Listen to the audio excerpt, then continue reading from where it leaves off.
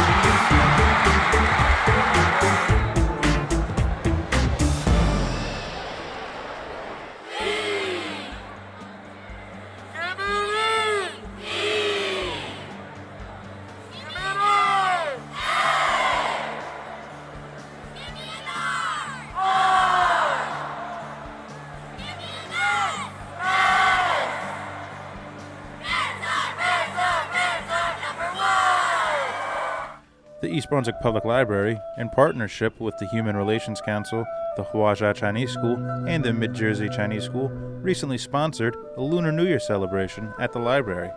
EBTV was there to cover the event.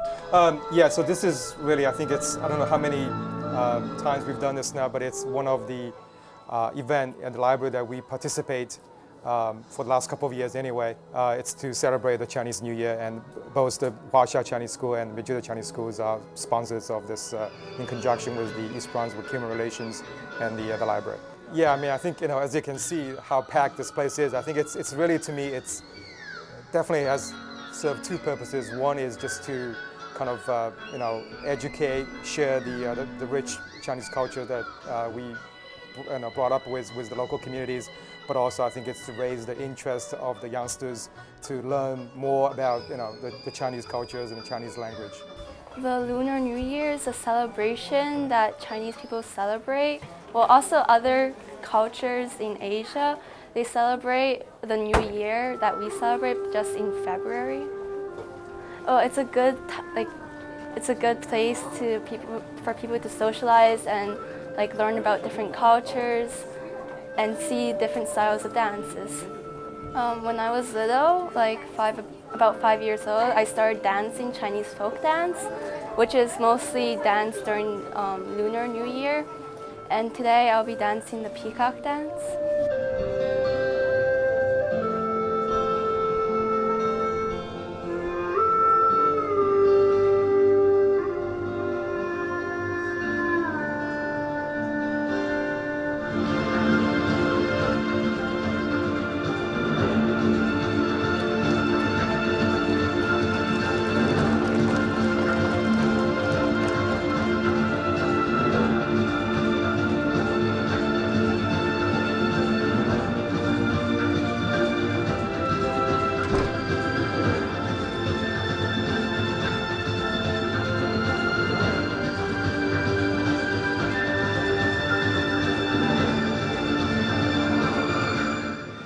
Yeah, in terms of performances, from the schools, we have also the King's dance studios from local community as well.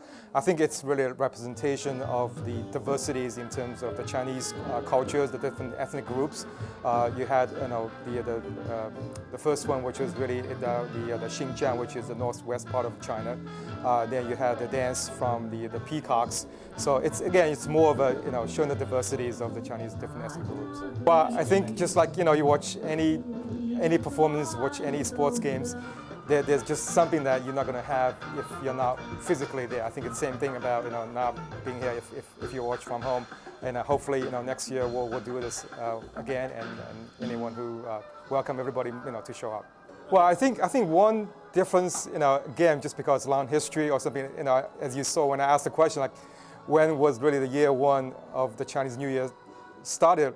Not many Chinese even, I would guess 99%, because it's a little different with the Western cultures. Because of its long history in Chinese cultures, people really don't care too much about exactly what year it is. They're more concerned about is as I said before, the 60-year cycles, which is made of the 10 celestial signs in combination with the 12 zodiac animals. And this year happened to be the year of the snake, which is really one of the 12 zodiac animals. But it's also called a water snake because the celestial sign was water. I know there's the library also has a multi-culture event that we also participate, which is really not just Chinese, obviously, but all the other different, the Indians, the Russians and the other communities groups as well. So I know we will participate, and definitely would love to see you guys there if you missed this one.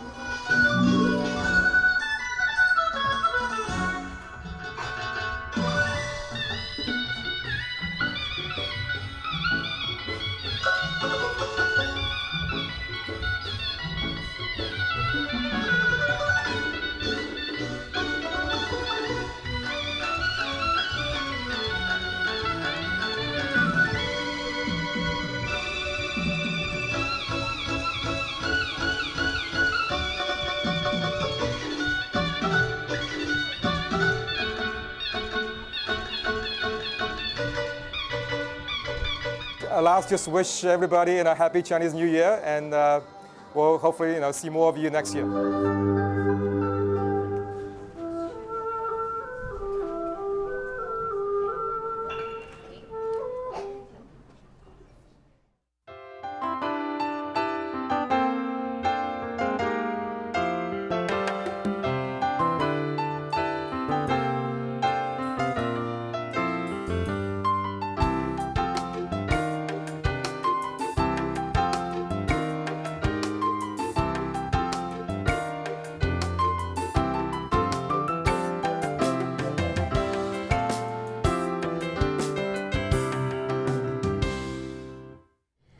Hi, I'm Sydney Trino for Project PEST.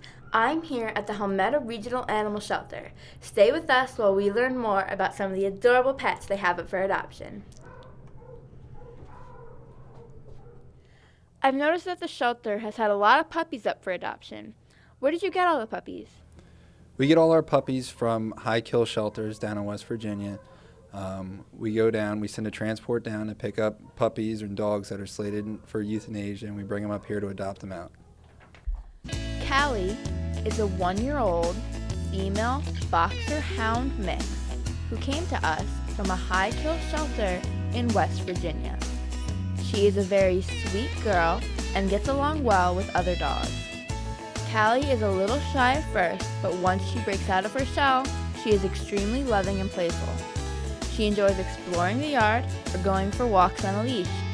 She is up to date with her shots, loves affection, and is a terrific and intelligent dog that would make a wonderful addition to any family. What advice do you have for residents who are thinking about adopting from this shelter? If you're thinking about adopting, make sure that you're ready to take on the responsibilities of a pet. Schedule a vet appointment so that way once you adopt the dog, you can bring him right to the vet to get him checked out. Also, be sure to bring a leash, a collar, or a cat carrier if you're planning on adopting a cat. Sadie is a very happy 3-year-old female hound mix. She was rescued from a high kill shelter in West Virginia and is up to date on her vaccinations. She loves affection, enjoys going for walks and playing with toys. She would make an excellent hiking or running buddy. She is just a bundle of energy waiting for her chance to be unleashed onto the world. She gets along well with other dogs, but may be too energetic for small children. She's an amazing dog and a remarkable family companion for the fortunate people that give her a place to call home. Do you have a website where the residents can see all the pets you have up for adoption? Pets can be viewed at our Facebook page, or they can be viewed on Pet Finder. Once someone adopts a dog or a cat, how can they make them feel more comfortable in their new home? They can make them feel comfortable by giving them bedding, proper food and water. Also, they can make sure that they have plenty of toys to play with and that they give them a lot of attention. Molly is a 1.5-year-old female Canine dog mix. She was rescued from a high kill shelter in West Virginia, is spayed, and is up to date on her vaccinations. She is extremely affectionate and has a terrific personality. Everyone who meets Molly falls in love instantly. She is a very happy, playful dog with a great disposition. She just loves attention and is an intelligent dog that would make a wonderful addition to any family. Molly would prefer to be the only dog in her new home. It is also important to note that Molly is vision and hearing impaired. What tips can you give the residents to keep their pets safe in these cold winter months? During the cold winter months, you can keep your pets safe by keeping them inside. Only let them out when it's absolutely necessary. And if they're outside, make sure they're not out for long periods of time. Chanel is a 1-year-old female pit bull. She was surrendered by her owners because they didn't want her anymore.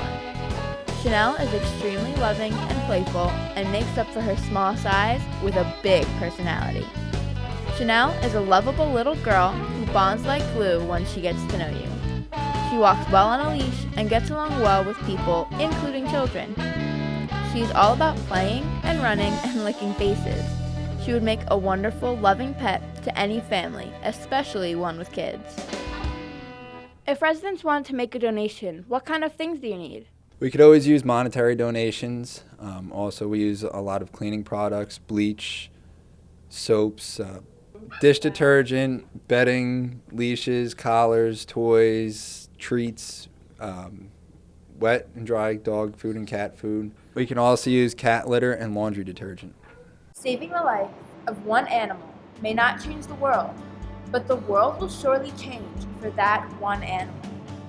Please consider giving one of these adorable pets a home. For Project Pets, I'm Cindy Neutrino. Hi, this is Barbara Reese reporting for This Week in East Brunswick. We're very fortunate today to have with us Virginia Ahearn, who's a certified herbalist, as well as a professional midwife and a postpartum doula. Welcome. Thank you so much. Thanks for having me. So you wear many hats. Yes. But to start off with, you're having a talk here at the library coming up in March. Yes. About medicinal uses of common weeds. Yes. Tell us a little bit about the talk, and then a little bit about how you got involved in this area. Sure. So when I give presentations, I like to focus on a couple of different areas. I like to talk about just some basic information in herbal medicine, how to figure out what form to use, whether you take a tea, whether you take a tincture, what all that means. So a lot of consumer information, so when people go into a health food store, they're not totally confused, and a lot of information about different herbs. I usually like to pick out, 3 or 4 herbs to talk about, to focus on. And I will also talk about recommended books and websites that people can go to for more information, because the internet is just has a vast amount of information, and it can be overwhelming. A lot of it is not good information, and so it's, I think, really helpful to point people in the right direction. So that's a little bit about what I'll be covering in the talk, some of the basic topics. I got interested in herbal medicine and actually natural health and natural healing when I was a teenager. It was just something I was drawn to, and when I came to undergraduate school at Rutgers, I eventually found my herbal medicine teacher. I actually found him through the George Street Food Co-op, health food store in New Brunswick, and I would run into him every once in a while, and I took 1 or 2 classes from him, and I thought, wow, this is really interesting, I'd love to learn more.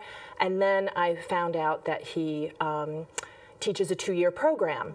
And at the time, this was about 20 years ago, and at the time, it was not as, it was just becoming more popular. So we actually had to wait for the class to start. There had to be enough people registered, but it was well worth the wait. And I learned from him for 2 years, and I'm actually taking an advanced training with him now, and I've studied with a few other people along the way. Someone in Ithaca. I'm also doing a webinar with someone down in Atlanta. So. And you've studied with some of the very notable folks in herbal medicine. Yeah, David Winston is one of the best herbalists in the country, and probably even around the world he's known. So I feel incredibly fortunate to have studied with him. He's just really brilliant, really wonderful, great guy, and he's right out in Washington, New Jersey, out in Warren County. Yeah. Now, I was looking over some of the items on your website, which it's a source of information, great source of information. Thank you. And, some of the things that you have here today, dandelion and other tinctures as well. Give us a couple of examples for those of us that are novices. We walk into the vitamin shop, we see a row of these herbs, and we say, wow, this would be great to do, but I have no idea what to do. Right. What are some of the uses of some of these herbs? So dandelion root is one of my favorite. I actually brought a sample here on the table. As people have heard of dandelion, they know it. A lot of people dig it up and, think of it as a common weed. But the root has a lot of medicinal uses. It is very healthy for digestion. It is very healthy for the liver. It is a bitter tasting herb, and anything bitter is helpful to the liver and helpful for sugar cravings. So it's one of the things that you can use if you're, having a sweet tooth and wanting to cut down a little bit. It's also, the liver has just hundreds and hundreds and hundreds of functions. Mm-hmm. And it's one of the things that you can do preventively throughout your life is doing just, good, digestion and liver support. And dandelion root that has almost no side effects or things like that. So it would be an example of an herb that you could take on a regular basis over the course of time for just health promotion. Mm-hmm. Now, there's some other items here. There's a tincture. Could you tell us a little bit about that? Yeah, the tincture actually is holy basil. It's a different variety than the basil that we think of as putting on our food. And I actually take it, it's one of my favorites. It is great for helping support your body in stressful through stresses, which many of us are familiar with. And it is also helpful for brain function and brain fog. So really, I felt it's really helped my mental clarity a lot. And so it's part of a number of herbs that I take on a fairly regular basis. Yeah. And you have one other item? One other one is hibiscus, also really lovely, sort of the opposite of dandelion root. It's very fruity. It's wonderful as an iced tea. So you can make the tea, chill it in the summertime, even put in a little juice or honey, and it's a great replacement for soda or other kinds of sugary drinks. So I think of it as nature's Kool-Aid. And what a positive the medicinal properties. It's very high in vitamin C, and it's also very cooling. It does have some other minerals, and it can also help with high blood pressure. So a wonderful alternative to a lot of the medicines that people are offered today. It can be in addition to or instead of. There's another option for folks. Yes, it can be, and it would be part of, say, a whole regimen that someone would take. I wouldn't say that just taking hibiscus flower on its own is going to resolve someone's high blood pressure. There's obviously myriad, issues that you need to look at, but it's an example of something that you would take as part of a whole herbal protocol. So tell us your website. My website is my name, virginiaahearn.com.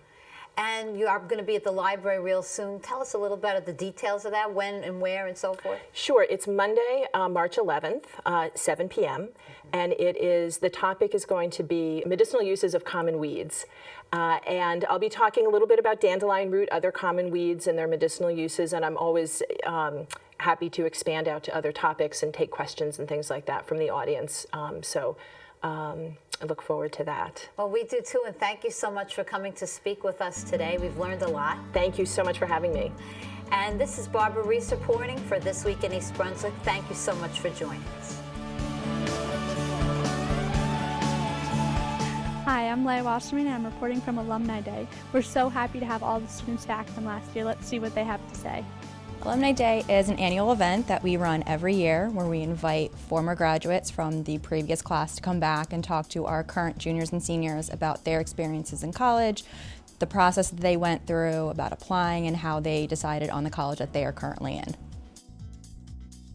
We have alumni from over 60 schools, some big schools like Rutgers and Penn State, and then we have some other small schools like Art Institutes and Temple University. As adults, sometimes students don't always listen to what we have to say about college, but they will listen to their peers. These are students they went to high school with that they've known since they were little, so they're going to listen to them more than they sometimes will listen to us. Being able to come back and just tell everyone else who are students now just how it was like in college during first semester, I feel really privileged. We're also sort of helping the students now ease into moving into college.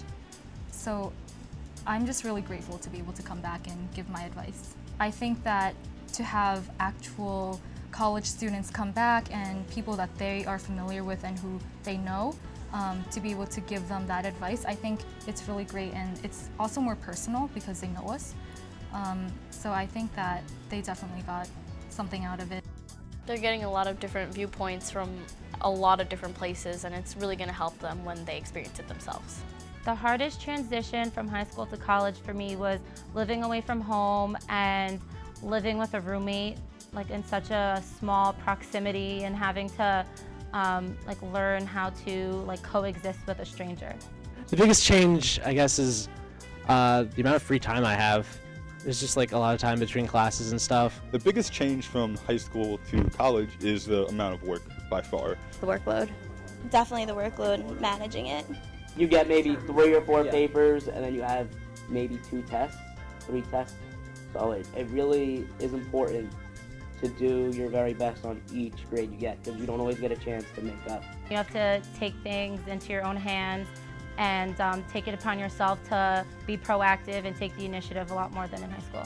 In high school, you might miss a homework assignment, you might not do so great on a quiz or something, and you could still make it up because you have enough grades to make it up. In college, you mess up, that's a third of your grade. To balance school and social life, I always make sure school's the priority, and if I can't go out on the weekends or if I can't do something, it's not the end of the world. I know I have next weekend, so I know school is the priority.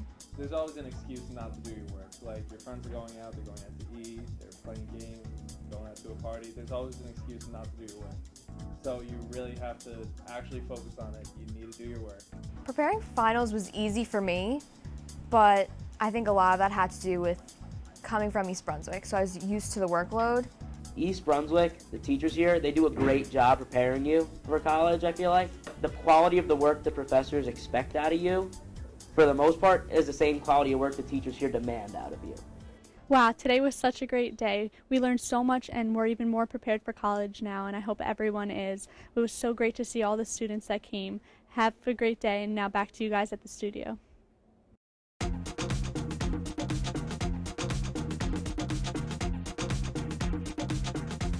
Hello everyone and namaste. I'm here to invite you to the third and final segment of our exciting program, Cultivating Social Change Through Art and Media, that will be held on Thursday, March 7th at the East Brunswick Public Library from 7 p.m. till 8:30 p.m. I welcome you to attend the lively panel discussion on how arts and media has promoted cross-cultural understanding, inspired social change, and opened up opportunities for people in communities across the world. We will be joined by Mrs. Ramya Ramnarayan, Artistic Director of the Nrityanjali Institute of Dance, Dr. Debotri Dhar, Professor in Indian Cinema Studies from Rutgers University, and Mrs. Navneet Palla, New Jersey Policy and Outreach Coordinator and Consultant from SALT, South Asian Americans Leading Together. The panel discussion will be moderated by Mary Ellen Firestone, Director of the East Brunswick Public Library. You've already enjoyed the graceful Indian classical dance presentation by Mrs. Ramya Ramnarayan and her students, showing us how Bharatanatyam, through the universal language of dance, has helped people connect with Indian values and cultures across the world. The fun and interesting lecture on Bollywood films by Dr. Mahali Sain highlighted the globalization of Indian cinema and how it has become instrumental in driving significant social change within India and around the world. Television, theater, internet, and social media continue to widen our outreach and open new channels of communication. I hope that you will join me and the panelists to engage in a spirited discussion on how it has specifically influenced our own communities here in New Jersey. Once again, a quick reminder that the panel discussion on cultivating social change through art and media will be held at the East Brunswick Public Library on Thursday, March 7th from 7 p.m. till 8:30 p.m. This program is funded by a grant from the New Jersey Council for the Humanities and sponsored by Agraj Seva Kendra, East Brunswick Public Library, and Enjoy Explore India. I look forward to seeing all of you at this event. Thank you.